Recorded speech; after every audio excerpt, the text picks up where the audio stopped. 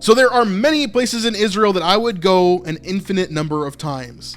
Jerusalem, or Capernaum, or Magdala, or Chorazim, or just the Sea of Galilee in general. There's so many places that I love, and that I love to teach at, that I love to talk about, that I want to show you guys. And while I want to show you guys a lot of these places, there are some certain places in Israel that I'm not really excited to go back to. And today we're going to talk about one of those. And you may be really surprised by this location that I'm going to talk to you about, and that is Bethlehem. Bethlehem is the place that Jesus was born. It's the place that, David's root comes from, right? Like all of David's ancestry and all of that is so important to the story of Christ and who he is. The prophecies that took place there. However, there are some parts of it that I am not excited to go back to. So to give some context, Israel is split up into a lot of different areas. A lot of different people have control of certain parts of Israel. Now, places like Jericho and Bethlehem are actually controlled by Palestinian government.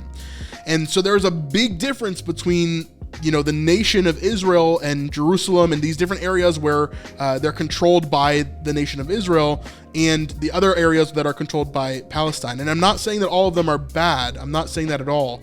However, there is a big difference. And if anybody's traveled to Israel, you know this for a fact. There is a huge difference in feel, in just how you are able to navigate, and how you're looking after your stuff. There's just a big difference between the two locations. And Bethlehem is one of these, where you go in and it changes the environment that you're in. This is not necessarily the reason why I don't want to go back. I think if all else was different and this was the only thing that was the same, I would still brave that environment in order to visit these locations. Now, there's not too much to see in Bethlehem modern day. There is some locations that we're going to talk about tonight, but first, of course, it's time for our favorite thing, and that is Google Maps. So to give you an idea of where Bethlehem is, of course, we're going to dive into this little tiny country of Israel, and we're going to talk about where this is. Now, it's south of Jerusalem. So here's Jerusalem right here.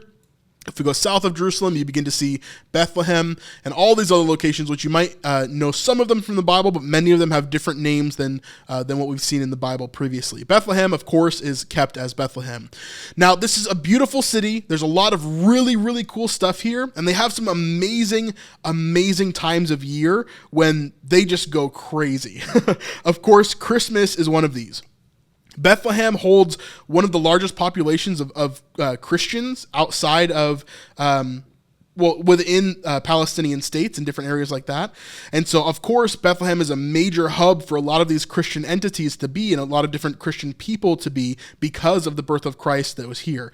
Now, there is a church in Bethlehem that I'm going to show you here, just a piece of it here, where they believe that this is where Jesus was born. Now, we can't verify that for certain, like 100%. It's kind of hard to verify that, but I am going to show you a little bit of it and kind of show you exactly what this is. So there's a church that was built pretty later on. I believe maybe the mother of Constantine or something like that was able to kind of find the location that was spread by word of mouth of where Jesus was born. And they found this cave, and on top of this cave, this church was built, okay? So there is a pretty good chance that at least people believe this is where Jesus was born originally. Now, you get to this church, and it's really beautiful. Here's a little piece of it right here. You stand in this line and you go in this small doorway here, and in the bottom of this doorway is where that cave is underneath the church. So you go kind of down this steep stairway, and there's people that are crowding you all over the place trying to get in as well. But it's really an interesting time. Now, if you go in this church, you see that it's adorned with, I don't even know how much money of silver and gold. I mean, it's really, really insane.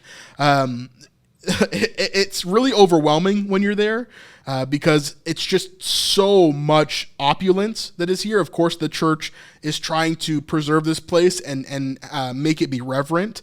In my opinion, it comes off a little bit in the wrong way. It comes off a little bit haughty and a little bit kind of like, I don't know, materialistic.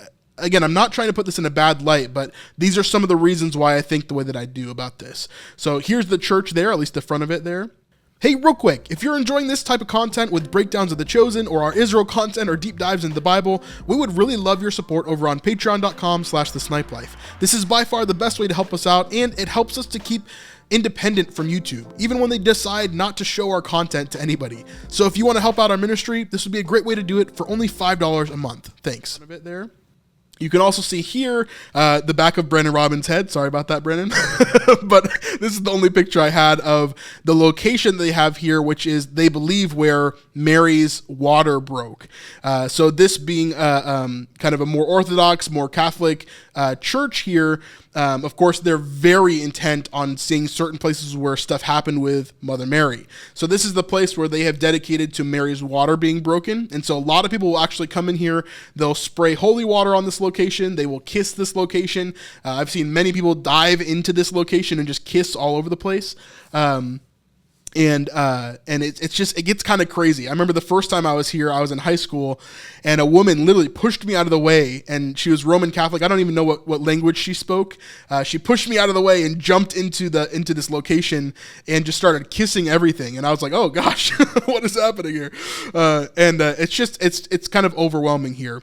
Here's another shot of the location down here. This is the small cave. They've kind of built it up. Obviously, there's like paintings and different things kind of down here, but you can see part of our group. This is Taylor right here, who came with us on the trip. This is the back of David Tate's head, I believe. He runs a channel called Now Let's Be Honest. He came with us as well. But yeah, just a bunch of stuff there. So let me kind of break this down. Overall, Bethlehem is a beautiful place. It's amazing. However, I probably won't go there on my future trips. For example, my trip that I'm taking in 2024 to Israel, we aren't going to Bethlehem. We aren't going to Jericho. And I know some people are probably going to be upset about that. Some people are probably going to be confused about that. But it's not a location that I want to be. There's really not a lot to see there, and it wastes a lot of time is the main reason why we're not doing it, because we want to have as much time as possible to see these other locations. But when I'm there in Bethlehem, there's just a different feeling in a lot of different ways. I just feel uncomfortable. It's not like the most fun thing in the world. The church is cool, but it's like, gives me weird feelings being there and seeing all this opulence and this magnificent gold. There's another picture that I took that I didn't show you here. That's like, they have a poor box in this church.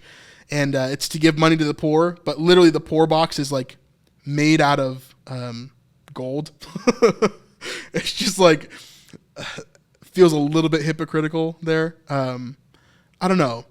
There's just a lot of different things. And I know this is not inherently all of Bethlehem, so don't take it that way. I know some people are going to get offended. Some people are going to think that I'm against Palestine, and I'm not against the Palestinian people. I've got Palestinian Christian friends that are amazing guides and different stuff in Israel.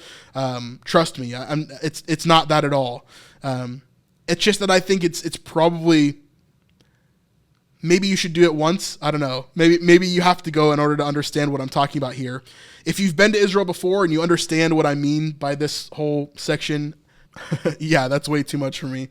Yeah, I don't know. I've been debating whether I should talk about this or not on the channel, because I don't want to make people upset and I don't want to give people the wrong idea. I love everything in Israel, and I think Bethlehem has a lot of things that are really obviously needed for the scripture and understanding, but in some ways it's like you don't really get a real historical experience because everything is built over by churches or different things, and there's not really that real archaeological experience that you can see. Everything is just ordained or ornate, and it's like it's lathered in gold and silver and I don't know, just a different type of vibe for me. So I am not probably going to put I'm not going to put Bethlehem and Jericho, because Jericho is very similar. I'm probably not going to put Bethlehem on our trips in the future, unless we absolutely have to. But yeah.